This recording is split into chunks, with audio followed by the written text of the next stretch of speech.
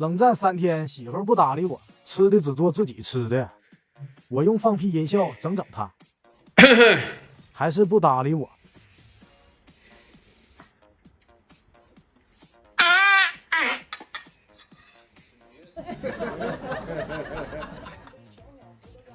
我继续。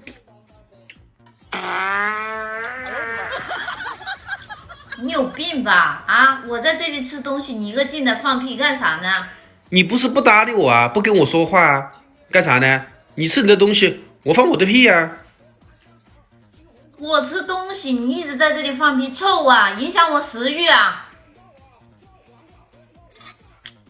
我看你吃的还挺香的，这次我来个狠的。有人。你昨天晚上吃什么东西了？